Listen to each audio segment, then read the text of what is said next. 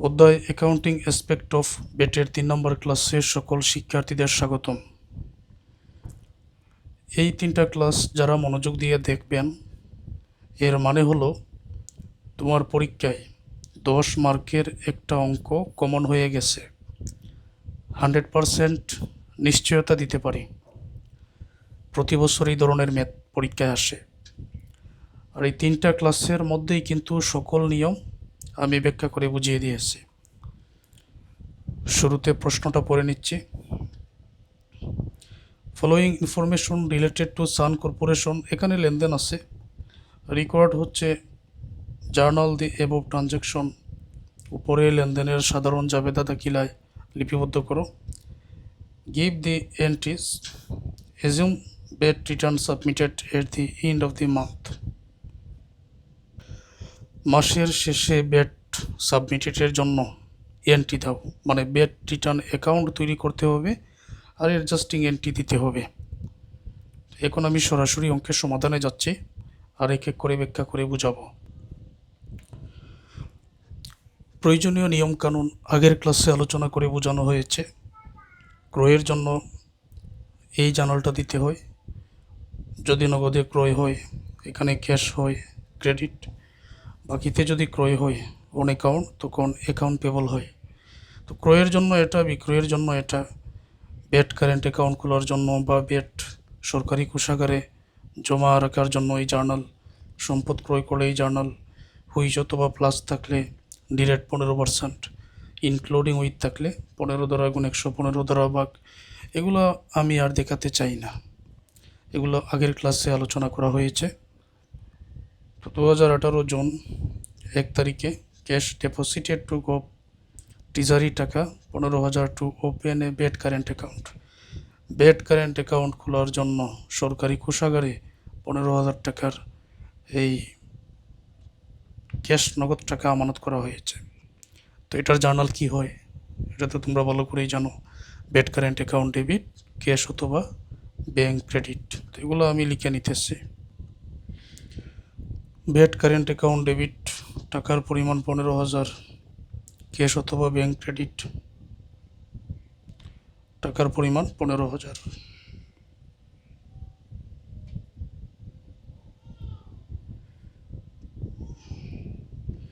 Merchandise purchase টাকা 2,40,000 including bet 15%। পণ্য ক্রয় 2,40,000 টাকার ইনক্লুডিং বেট 15%, তার মানে 2,40,000 টাকার মধ্যেই বেট অন্তর্ভুক্ত আছে 15%। ইনক্লুডিং বা উইথ থাকলে 15 দ্বারা গুণ 115 দ্বারা ভাগ করে বেট কারেন্ট অ্যাকাউন্ট বাইর করতে হয়। আর ক্রয়ের জন্য এটা কিন্তু নগদে ক্রয় ধরে নিতে হবে। ক্রয়ের জন্য যে জার্নালটা, সেই জার্নাল আমি এই জায়গাতে লিখে নিতেছি। এটা তারিখ হচ্ছে 5 তারিখ। জাবেদা দাখিলা কিন্তু মুখস্থ করে নিতে হবে। Purchase debit, VAT current account debit, cash হয় ক্রেডিট। তো যেহেতু ইনক্লুডিং আছে, উইথ বা ইনক্লুডিং থাকলে তখন ক্যাশের করে, এখানে যদি ক্যাশ থাকে ক্যাশের করে, এখানে অ্যাকাউন্টস পেবল বা পাওনাদার থাকলে পাওনাদারের করে যে টাকাটা অঙ্কের মধ্যে উল্লেখ থাকবে। যেমন 2,40,000 টাকা আছে, এটা আমি এখানে লিখে নিতেছি 2,40,000। এখন বেট বাইর করার নিয়ম হচ্ছে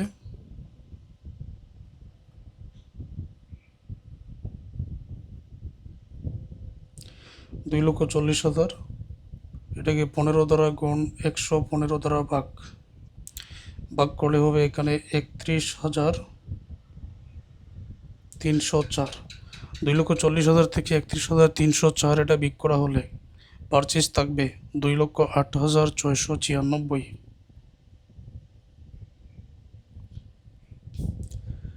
2,40,000 এই ক্যাশ টাকার মধ্যে বেট ইনক্লুডিং বা অন্তর্ভুক্ত আছে। বেট হলো 31,304 আর 2,08,696 হলো পারচেজ মূল্য। দুইটা মিলিয়ে ক্যাশের টাকা 2,40,000 টাকা।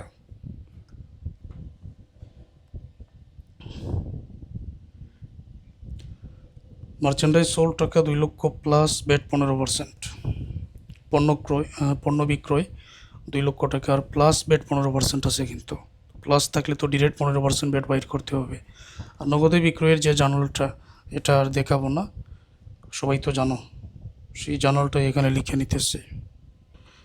এটা যেহেতু প্লাস বলা হয়েছে, প্লাস বলা হলে যে 2 লক্ষ টাকা আছে, এখানে তো sales credit, cash debit sales credit, VAT current account হয়ে এখানে ক্রেডিট, সরাসরি সেলসের করে 2 লক্ষ টাকা আগে বসাতে হবে।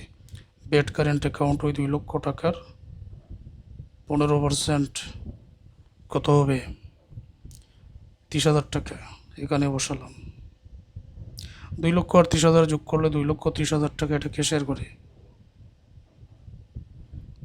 এই জায়গাতে বসাও।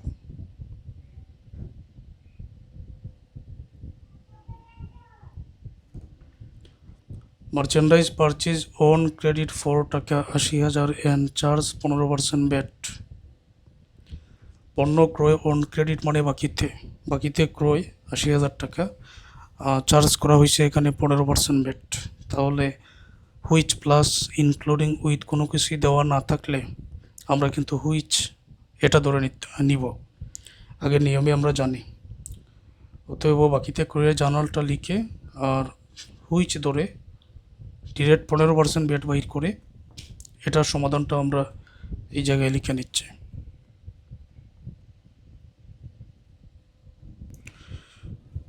বাকিতে ক্রয় purchase debit, VAT current account debit, accounts payable credit.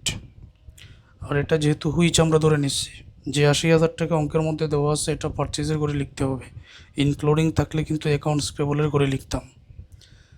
আর ব্যাট এখানে বাইর করে নেই, হুইচ যেহেতু ধরে নিচ্ছি তাহলে ডিরেক্ট 15% ব্যাট সেটাই বাইর করতে হবে। তো ব্যাট কারেন্ট অ্যাকাউন্ট ডেবিট হয় 12,000 টাকা, 80,000 আর 12,000 দুইটা যোগ করে অ্যাকাউন্টস পেবলের করে ক্রেডিট 92,000 টাকা। ডেবিটে যেহেতু 92 হবে, যোগ করলে 80 আর 12, ক্রেডিটও 92 হবে। এই নিয়মগুলো তোমরা মনে রেখে দিও।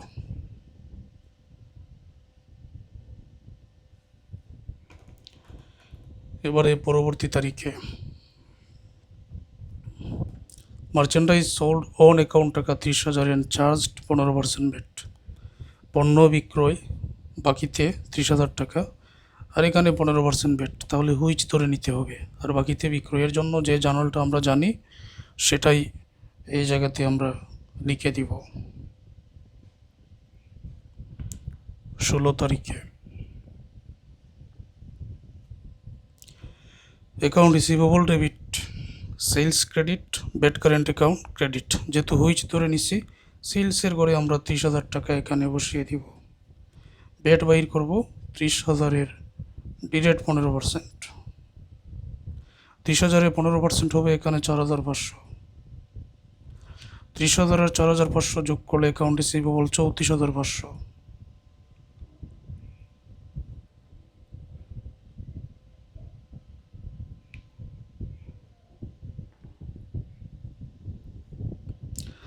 পারচেজ সাপ্লাইজ টাকা 20,000 ইনক্লুডিং ব্যাট 15%, সাপ্লাইজ ক্রয় 20,000 টাকা, এইটার মধ্যে ব্যাট অন্তর্ভুক্ত আছে 15%। কোনো সম্পদ যদি ক্রয় করা হয় তখন ব্যাট কারেন্ট অ্যাকাউন্ট এটা লিখার নিয়ম তো আর নাই। সাপ্লাইজ ক্রয় করা হয়েছে সাপ্লাইজ ডেবিট, আর নগদ চলে গেছে ক্যাশ ক্রেডিট। আর 20,000-এর মধ্যে ব্যাট অন্তর্ভুক্ত আছে, আর যোগ করার প্রয়োজন নাই, যে 20,000 আছে ওইটা, হুইচ থাকলে কিন্তু যোগ করতাম।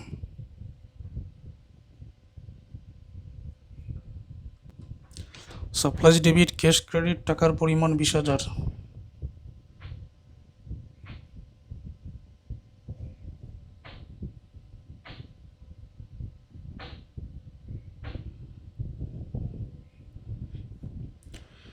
ব্যাট ডেপোজিটেড টু গভ ট্রেজারি টাকা 20,000, সরকারি কোষাগারে 20,000 টাকা ব্যাট জমা দেওয়া হয়েছে। তো ব্যাট জমা দিলে তো এটার জন্য যে জার্নাল দিতে হয় আমরা জানি। ব্যাট কারেন্ট অ্যাকাউন্ট ডেবিট হয়, ক্যাশ অথবা ব্যাংক ক্রেডিট হয়। টাকার পরিমাণ 20,000।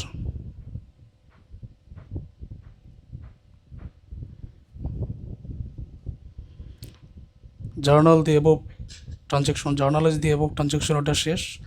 এখন give the entries assume bat return submitted at the end of the month, যে মাসের শেষে ব্যাট রিটার্নের জন্য বা সম্পূর্ণ ব্যাট হিসাবের জন্য এন্ট্রি দাও, অ্যাডজাস্টিং এন্ট্রিজ। এখন এটার জন্য আগে বেড কারেন্ট অ্যাকাউন্ট তৈরি করে নিতে হবে।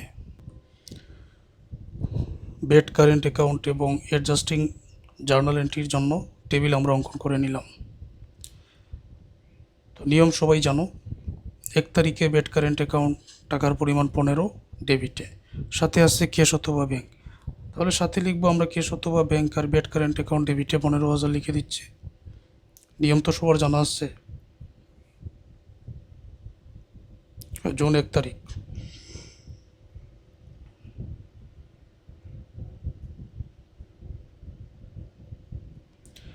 সাথে আছে ক্যাশ অথবা ব্যাংক। ডেবিটের ছিল টাকা 15,000, তাহলে সরাসরি ব্যালেন্সের করে এই ডেবিটে 15,000 বসবে। যদি এখানে ক্রেডিটে বসতো, এখানেও ক্রেডিট। 5 তারিখে আছে বেড কারেন্ট অ্যাকাউন্ট ডেবিটে 31,304, তাহলে দেখতে হবে ক্রেডিটে কি আছে। এই যে ক্রেডিটে ক্যাশ আছে, তো আমরা ক্যাশ লিখবো আর ডেবিটে 31,304 টাকা লিখবো। এটা ছিল 5 তারিখ।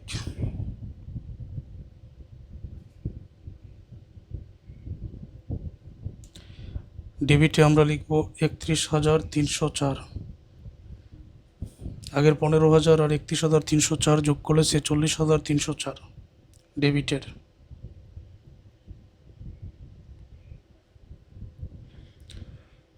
দশ তারিখে বেড কারেন্ট অ্যাকাউন্ট আছে ক্রেডিট 30,000। এখন দেখতে হবে ডেবিট কি আছে। সেলস এটা কিন্তু ক্রেডিট, তাহলে হবে না। তো ডেবিটে ক্যাশ আছে, ক্যাশ লিখতে হবে, আর বেড কারেন্ট অ্যাকাউন্টের টাকা ক্রেডিটে 30,000 বসাতে হবে। সাথে ক্যাশ আছে, এখানে আমি ক্যাশ লিখে দিলাম, আর ক্রেডিটে ছিল 30,000। এই যে ক্রেডিটে 30,000 বসানো হলো।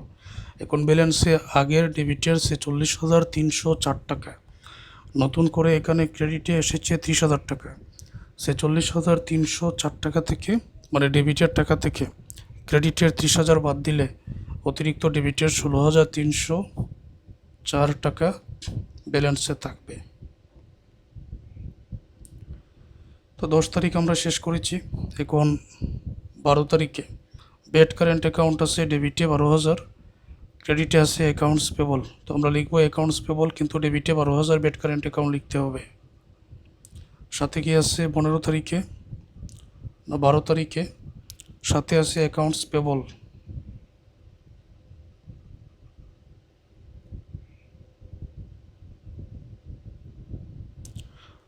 Accounts payable VAT current account ডেবিটে ছিল 12,000, আগের 16,304, এটা ডেবিট ব্যালেন্স, এটাও ডেবিট ব্যালেন্স। 16,304 আর 12,000 যোগ করে ডেবিট ব্যালেন্স হবে 28,304।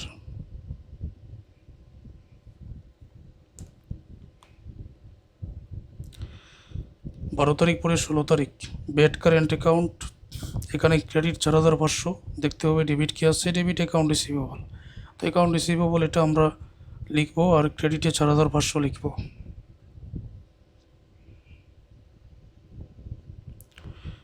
এই জায়গায় হবে অ্যাকাউন্টস রিসিভেবল।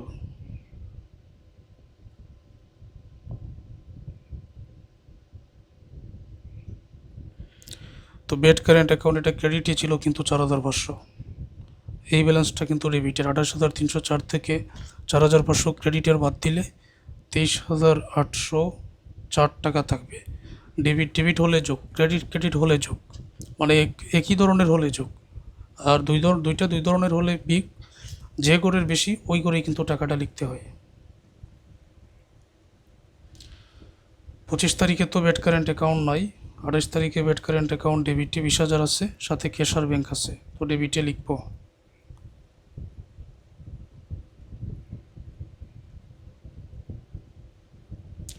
ক্যাশ অথবা ব্যাংক। ডেবিটে ছিল 20,000, আগের 23,804, এটা কিন্তু ডেবিটের ব্যালেন্স। এখানে 20,000, এটাও ডেবিট, তাহলে দুইটা সমান যেহেতু যোগ করলে হবে 43,804। বেড কারেন্ট অ্যাকাউন্ট এই জায়গায় যদি ডেবিটে বের হয়, তখন জার্নাল দিতে হয় VAT current account debit, VAT payable credit. আর যদি ক্রেডিটে বের হয়, যেরকম আগের ক্লাসে ছিল, তখন উল্টে যাবে, বেড পেবল ডেবিট হবে, বেড কারেন্ট অ্যাকাউন্ট ক্রেডিট হবে। আর এখন যেহেতু ডেবিটে আছে, যেমন আগের ক্লাসের এটা আমি তোমাদের দেখাই। ব্যাড কারেন্ট অ্যাকাউন্ট দেখো ক্রেডিটে ছিল, তাই ব্যাড পেবল ডেবিট ছিল, ডেবিট হয়েছে। এখন যেহেতু ডেবিটে হয়েছে তো ব্যাড পেবল এটা হবে ক্রেডিটে, আর ব্যাড কারেন্ট অ্যাকাউন্ট আসবে ডেবিটে। এটাই জাবেদা উল্টে যাবে।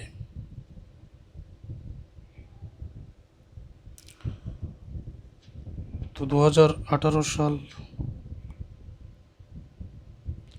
জুনের 30 তারিখে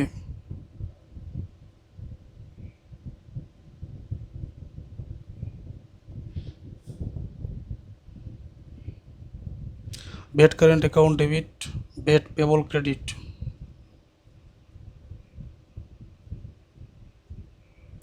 টাকার পরিমাণ ওই যে 43,804 টাকা আছে ওইটাই, এটাও এখানে বসিয়ে দাও। আশা করছি সকল শিক্ষার্থীরা বুঝতে পেরেছেন।